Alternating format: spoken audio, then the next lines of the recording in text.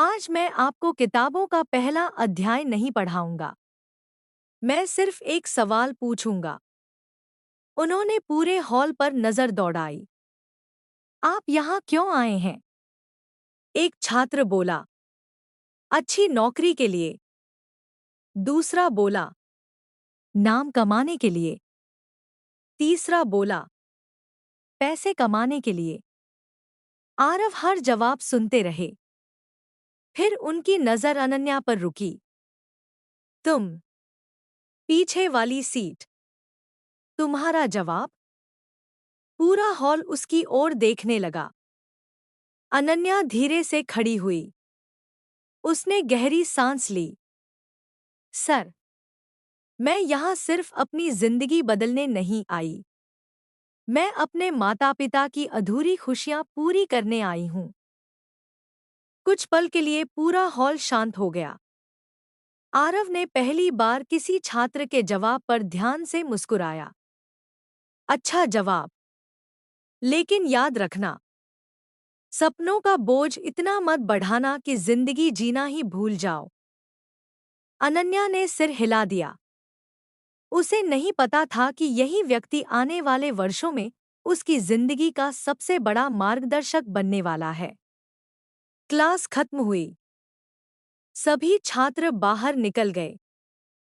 अनन्या भी जाने लगी। तभी उसे अपनी डायरी सीट पर छूटी हुई याद आई। वह वापस लौटी। लेकिन जैसे ही उसने डायरी उठाई, उसके अंदर से एक पुरानी तस्वीर नीचे गिर गई। आरव ने तस्वीर उठाई। उसमें अनन्या अपने माता पिता के साथ मुस्कुरा रही थी।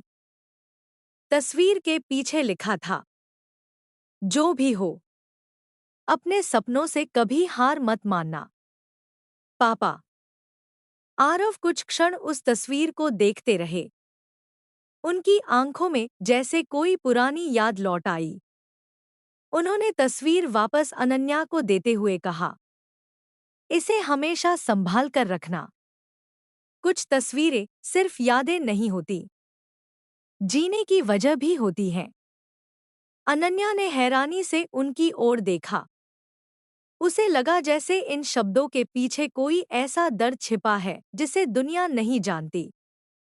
उसे क्या पता था कि प्रोफेसर आरव के अतीत का वही दर्द एक दिन उसकी अपनी जिंदगी से भी जुड़ जाएगा। और उस दिन से दोनों की किस्मत हमेशा के लिए बदलने लगेगी। कॉलेज का दूसरा दिन। सुबह की हल्की धूप पूरे कैंपस को सुनहरे रंग में रंग रही थी। पेड़ों की शाखाओं पर बैठे पक्षियों की चहचहाहट और नए छात्रों की हंसी पूरे माहौल को जीवंत बना रही थी। लेकिन अनन्या के मन में आज एक अजीब सी घबराहट थी। कल प्रोफेसर आरव से हुई छोटी सी मुलाकात और उनकी बातें बार बार उसके दिमाग में घूम रही थी। वह खुद से बोली, कैसे इंसान है ये? कम बोलते हैं, लेकिन हर बात सीधे दिल में उतर जाती है। इतने में उसकी नई दोस्त रिया उसके पास आई। अरे अनन्या, जल्दी चल। सुना है आज प्रोफेसर आरव की पहली ऑफिशियल क्लास है। अगर 5 मिनट भी लेट हुए ना, तो क्लास में एंट्री नहीं मिलेगी। दोनों दौड़ते हुए क्लासरूम की तरफ बढ़ी। उधर प्रोफेसर आरव अपनी मेज पर कुछ पुरानी फाइलें देख रहे थे। उनके सामने एक बंद लिफाफा रखा था। उस लिफाफे पर सिर्फ एक नाम लिखा था, काव्या। उन्होंने कुछ पल उसे देखा। आंखों में नमी उतर आई। लेकिन अगले ही पल उन्होंने गहरी सांस लेकर वह लिफाफा दराज में रख दिया। कुछ यादें जितनी दूर रहें उतना बेहतर है। इतना कहकर वे क्लास की ओर बढ़ गए। घंटी बजी। पूरा क्लासरूम शांत हो गया। आरव अंदर आए और बिना कुछ बोले बोर्ड पर लिख दिया, जिंदगी का सबसे मुश्किल सवाल। पूरी क्लास हैरान थी। एक छात्र ने धीरे से पूछा, सर, आज कौन सा चैप्टर पढ़ेंगे? आरव मुस्कुराए। आज किताब नहीं, इंसान पढ़ेंगे। उन्होंने अपनी जेब से एक छोटा सा कांच का गिलास निकाला और उसे मेज पर रख दिया। फिर बोले, मान लो, यह गिलास तुम्हारी जिंदगी है। उन्होंने उसमें थोड़ा पानी डाला। यह तुम्हारे सपने हैं। फिर कुछ पत्थर डाल दिए। ये जिम्मेदारियां हैं। फिर रेत डाली। ये छोटी छोटी परेशानियां हैं। आखिर में उन्होंने और पानी डाल दिया। पूरी क्लास चुपचाप देख रही थी। बताओ, अगर मैं पहले रेत डाल देता तो क्या बाकी सब इसमें आ पाता? सभी ने एक साथ कहा, नहीं सर, यही जिंदगी है। पहले अपने सबसे जरूरी सपनों को जगह दो, बाकी चीजें अपने आप जगह बना लेंगी। पूरा क्लासरूम तालियों से गूंज उठा। अनन्या पहली बार किसी शिक्षक की क्लास में इतनी खो गई थी। क्लास खत्म होने ही वाली थी कि अचानक आरव बोले, रुकिए। सभी फिर बैठ गए। आप सभी को एक असाइनमेंट मिलेगा। उन्होंने हर छात्र को एक खाली कागज दिया। इस पर अपना सबसे बड़ा सपना और सबसे बड़ा डर लिखिए।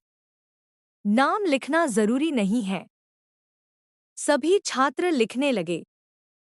अनन्या ने लिखा, सपना, अपने माता पिता को दुनिया की हर खुशी देना। डर, कहीं मैं उनकी उम्मीदों पर खरी न उतर पाऊं। उसने कागज मोड़ा और जमा कर दिया। शाम को पूरा कॉलेज खाली हो चुका था। आरव अपने केबिन में बैठे सभी कागज पढ़ रहे थे। किसी ने लिखा था, मुझे असफल होने से डर लगता है। किसी ने लिखा, मैं अमीर बनना चाहता हूं। फिर उनके हाथ में एक कागज आया। उस पर वही शब्द लिखे थे, मुझे अपने सपनों से ज्यादा अपने माता पिता के टूटने का डर है। आरव कुछ पल तक उस कागज को देखते रहे। उन्होंने धीरे से कहा, यह उसी लड़की का होगा। उनकी आंखों के सामने अनन्या का मासूम चेहरा घूम गया। लेकिन अगले ही पल उन्होंने खुद को संभाल लिया। वह मेरी छात्रा है और बस इतनी ही पहचान रहनी चाहिए। उधर अनन्या हॉस्टल लौट रही थी। रास्ते में उसने देखा कि कॉलेज के बाहर एक बुजुर्ग आदमी सड़क पार करने की कोशिश कर रहे थे। तेज रफ्तार गाड़ियां लगातार गुजर रही थी। कोई उनकी मदद नहीं कर रहा था। अनन्या तुरंत दौड़ी। उसने उनका हाथ पकड़ा और धीरे धीरे सड़क पार करवाई। बुजुर्ग मुस्कुराए, बेटी, भगवान तुम्हें बहुत आगे बढ़ाए। अनन्या मुस्कुरा दी। उसे नहीं पता था, सड़क के दूसरी तरफ खड़ी अपनी कार से प्रोफेसर आरव यह सब देख रहे थे। उन्होंने मन ही मन कहा, आज के समय में बिना किसी स्वार्थ के मदद करने वाले लोग बहुत कम बचे हैं। पहली बार उन्हें लगा, यह लड़की बाकी छात्रों से अलग है। रात के लगभग 10 बजे आरव अपने घर पहुंचे। घर में हमेशा की तरह सन्नाटा था। उन्होंने लाइट जलाई। दीवार पर लगी एक बड़ी तस्वीर पर नजर गई। तस्वीर में वे एक मुस्कुराती हुई लड़की के साथ खड़े थे।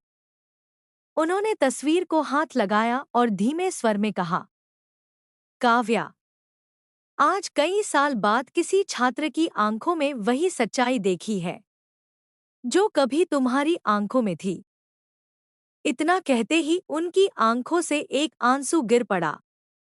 उसी समय उनका फोन बजा। स्क्रीन पर एक अनजान नंबर चमक रहा था। उन्होंने कॉल उठाई। दूसरी तरफ से सिर्फ एक आवाज आई, प्रोफेसर आरव मेहरा। अतीत हमेशा छिपा नहीं रहता। बहुत जल्द आपका सबसे बड़ा राज पूरी दुनिया के सामने होगा। इसके बाद कॉल कट गई। आरव के चेहरे का रंग उड़ चुका था। उन्होंने तुरंत उस नंबर पर वापस कॉल किया, लेकिन फोन स्विच ऑफ था। उनके हाथ हल्के हल्के कांप रहे थे। उन्होंने खिड़की से बाहर अंधेरे आसमान की ओर देखा और बुदबुदाए, नहीं, अगर वह राज बाहर आया तो सिर्फ मेरी नहीं, कई जिंदगियां बर्बाद हो जाएंगी।